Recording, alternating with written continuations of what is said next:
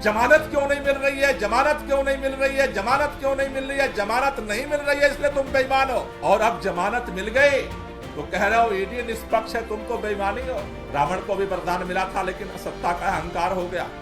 31 मार्च रामलीला मैदान से भारतीय जनता पार्टी की उल्टी गिनती शुरू हो चुकी है। भाजपा के प्रवक्ता सारे एक बात कह रहे थे, देखो ईडी कितनी निष्पक्ष है, देखो संजय सिंह की जमानत मिल गई, ईडी निष्पक्ष है।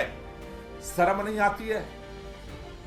2 साल से एक टेप रिकॉर्ड बजाते हो कि जमानत क्यों नहीं मिल रही है, जमानत क्यों नहीं मिल रही है, जमानत क्यों नहीं मिल रही है, जमानत नहीं मिल रही है इसलिए तुम बेईमान हो।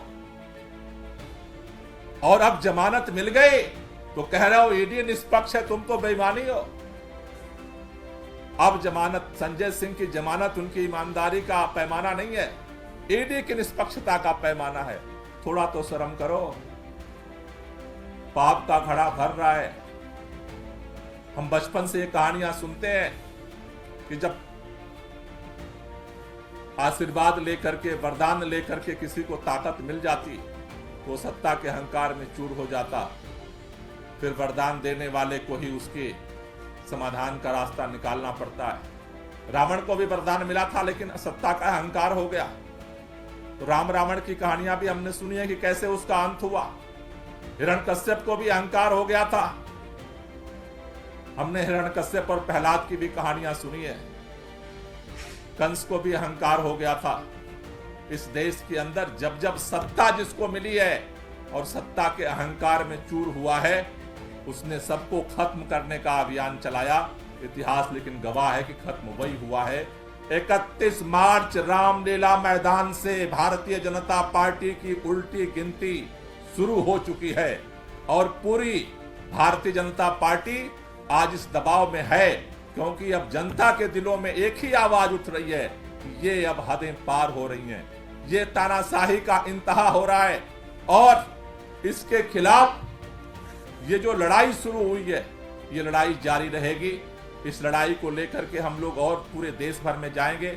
इसके लिए पार्टी ने यह निर्णय लिया है कि हम इस अभियान को और तेज करने के लिए, अरविंद केजरीवाल की जो ये लड़ाई है उसको और समर्थन देने के लिए, लोगों का आशीर्वाद लेने के लिए, जिससे इस लड़ाई को मजबूती से लड़ा जा सके, इसके लिए 7 अप्रैल को पूरे देश भर में सामूहिक उपवास किया जाएगा।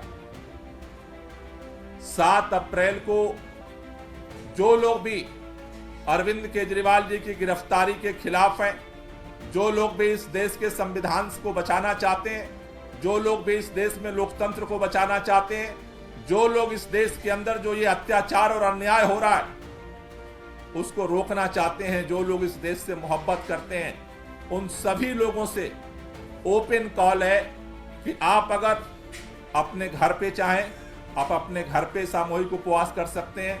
अगर अपने गांव में चाहें, अपने गांव में सामूहिक उपवास कर सकते हैं। अपने मोहल्ले में चाहें, अपने मोहल्ले में सामूहिक उपवास कर सकते हैं। अपने ब्लॉक मुख्यालय पर अगर करना चाहते हैं, अपने ब्लॉक मुख्यालय पर आप अपना उपवास कर सकते हैं। तहसील मुख्यालय पे आप उपवास कर सकते हैं। जिला मुख्यालय पे आप उपवास कर सकते हैं। प्रदेश के राजधानियों में आप उपवास सामूहिक रूप से कर सकते हैं। इसी तरह से पूरे देश के अंदर जहां पे आप अरविंद केजरीवाल की इस लड़ाई में आप साथ देना चाहते हैं तो आप 7 अप्रैल को देश व्यापी ये उपवास का कार्यक्रम होगा, उसमें आप सहभागी बने, अपने अपने जगह पे उपवास करें। उसी तरह से पूरे देश में 7 तारीख को जैसे सामूहिक उपवास होगा इस गिरफ्तारी और तानाशाही के खिलाफ, दिल्ली के अंदर 7 अप्रैल को जंतर मंतर पे 11 बजे से सामूहिक उपवास किया जाएगा।